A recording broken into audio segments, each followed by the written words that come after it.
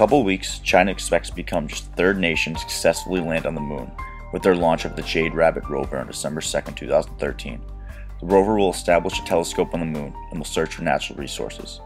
This endeavor shows China's commitment to establish themselves among the world's elite in space exploration and represents just one step in their ambitious plans moving forward, a far cry from the program's humble beginnings. In 1956, under Mao Zedong, the Fifth Academy of the National Defense Ministry was established under the direction of Qian Huixin in order to develop ballistic missiles so China could have a nuclear deterrent of their own and gain the global respect they deserve. The PRC hoped to have a satellite in orbit by 1959 through cooperation and guidance with the USSR. By 1960, the Sino-Soviet relationship was severed, however. In September of that year, the Chinese launched their first Soviet-built R-2 rocket. In the next 7 years, the Chinese continued to build on their rocket technology, and in 1966 they launched their first domestically designed rocket, the DF-3, which had a maximum range of 2,500 kilometers. But it was not until 1967 that Mao and Zhu Enlai, motivated by the intense space race between the Americans and the Soviets, decided that they should pursue their own manned space mission. On their second attempt, the Chinese finally launched their first satellite into space, the Dongfang Hong, meaning the East is red in English. In 1971, with the creation of Project 714, the PRC had the goal of sending a manned mission to space by 1973. However, the program was cancelled under the pressure of the Cultural Revolution in China. After Mao's death, the manned space program was put on hold for 2 decades, as science and technology efforts were diverted to other fields. In 1992, China restarted its efforts in space exploration through a partnership with Russia and aggressive investment in research and development.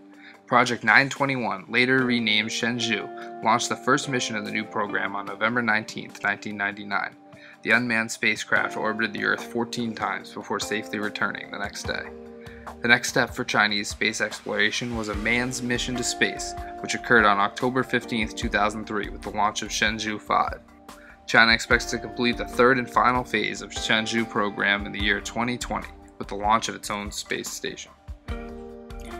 In many areas of science and technology, China's success has been inextricably linked to Russia, and space exploration is no exception.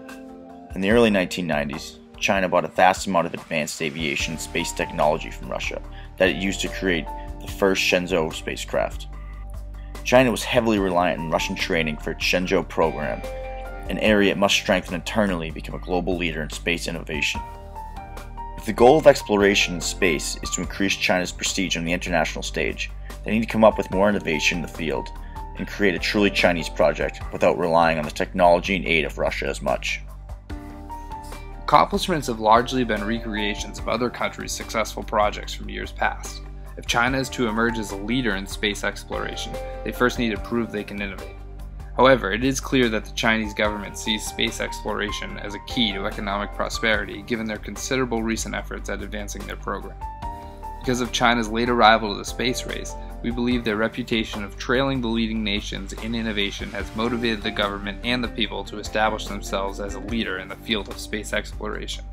Despite their limitations, China has the ability, and as of now the commitment, to thrust itself into the forefront of space exploration.